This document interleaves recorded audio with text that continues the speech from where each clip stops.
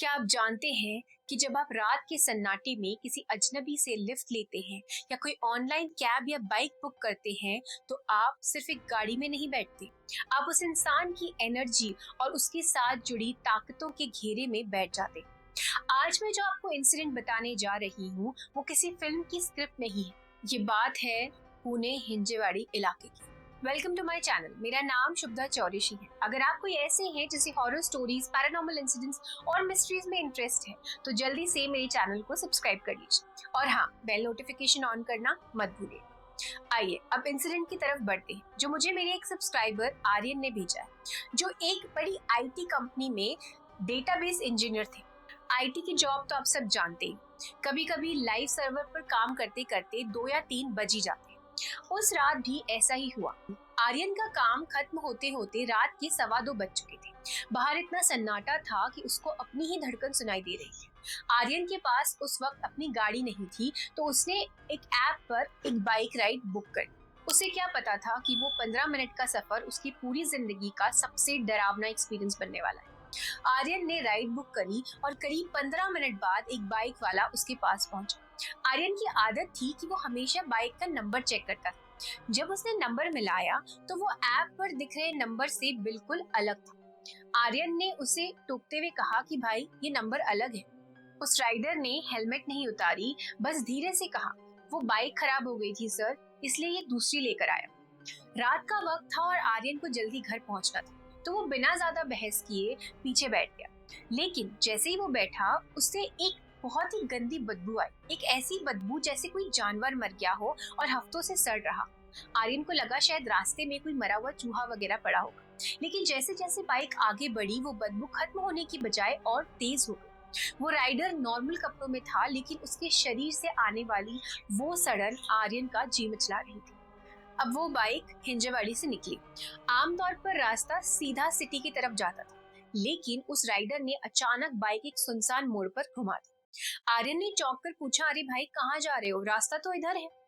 Rider ने कहा, साहब, यहाँ पास में एक पुराने पंडित जी का घर है, वो मेरे बहुत जानने वाले हैं, उन्हें एक बहुत जरूरी चिट्ठी देनी है मुझे, बस 5 मिनट लगे। उसने बाइक एक पुराने खंडहर जैसे घर के सामने रोकी। वहाँ एक बूढ़ा आदमी बैठा था जो दिखने में बिल्कुल भी नॉर्मल इंसान जैसा नहीं लग रहा था। वो बाइक वाला उतरा, उस आदमी से बात करी और फिर उस घर के बाहर निकलकर उस घर की एक दीवार से सटकर ऐसे बैठा जैसे किसी से छुप रहा हो या फिर हवा में किसी अदृश्य चीज से बातें कर रहा हो। आर्यन दूर खड़े होकर उसे देख रहा था और उसे भी समझ नहीं आ रहा था कि यह आदमी आखिर कर क्या रहा है। वहां से वापस आने के बाद उस बाइक वाले ने एक बहुत ही सुनसान और वीरान रास्ता पकड़ लिया। आर्यन ने उसे टोका भी कि भीड़-भाड़ वाले रास्ते से चलो, पर वो अड़ गया कि ये शॉर्टकट है। रास्ते का सन्नाटा तोड़ने के लिए आर्यन ने ऐसे ही बात करना शुरू किया कि और भाई, कितना कमा लेते हो, क्या करते हो एंड ऑल दैट। तभी उस बाइक वाले के शरीर में एक अजीब सी हरकत हुई। जैसे बहुत तेज ठंड में इंसान का बदन कांपता है ना, बिल्कुल वैसे ही उसका पूरा शरीर 2-3 मिनट तक कांप उठा। उस आदमी ने बात को टाल दिया और फिर कुछ देर बाद उसने अचानक एक ऐसा सवाल पूछा जिसने आर्यन के रोंगटे खड़े कर दिए। उसने पूछा, सर, क्या आपको भूत प्रेतों पर यकीन है? आर्यन चौंक गया। उसने खुद को संभालते हुए कहा कि हाँ भाई, शास्त्रों में तो लिखा है तो यकीन तो होगा ही। वो बाइक वाला हंसा और बोला, सर, मैं उनसे बातें करता हूँ, मुझे वो सब आता है जिससे उन्हें बुलाया जा सकता है। आर्यन के मुंह से डर के मारे हल्की सी हंसी निकल गई। जैसे ही आर्यन हंसा उस बाइक वाले ने जोर से ब्रेक मार दिया। उसने अपनी गर्दन पीछे घुमाई और बोला, आप मेरी बातों पर हंस रहे हो? आपको लगता है मैं झूठ बोल रहा हूँ? मैंने खुद काला जादू सीखा है। आर्यन को अब सच में डर लगने लगा। उसने मन ही मन हनुमान चालीसा पढ़ना शुरू कर दिया और बोला उसे कि भाई, तुम गाड़ी थोड़ा तेज चलाओ, मुझे जल्दी से घर पहुंचना है। पर वो बाइक वाला एक ही बात रटे जा रहा था, आपको यकीन नहीं है ना? आज आपको यकीन आ जाए।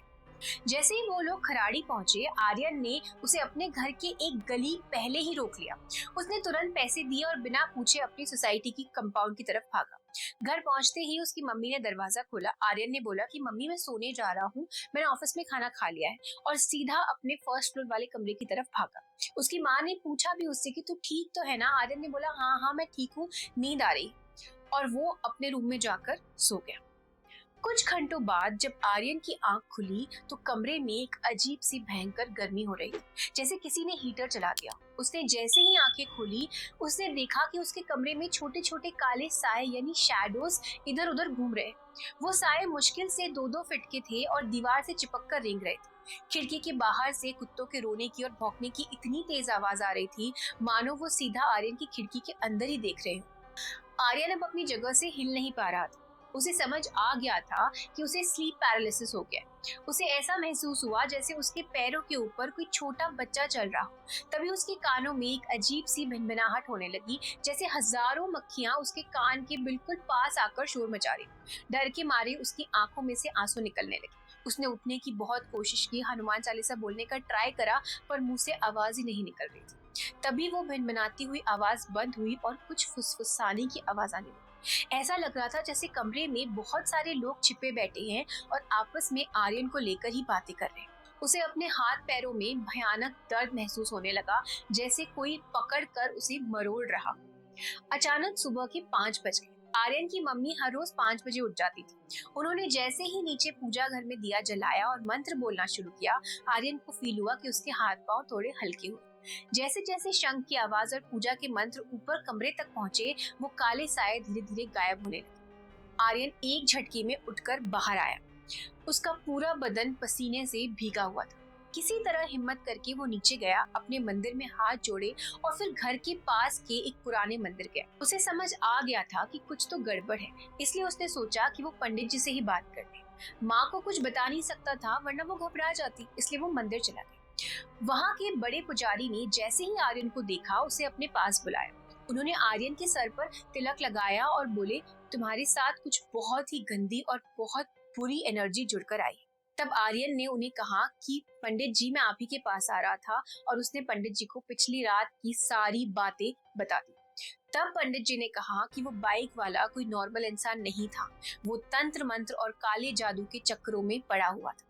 पंडित जी ने आर्यन को चरणामृत दिया और कहा, अगले 36 पूर्णिमा तक तुम्हें हर पूर्णिमा के दिन इस मंदिर में आना पड़ेगा। मैं तुम्हें एक अभिमंत्रित पानी और प्रसाद दूंगा।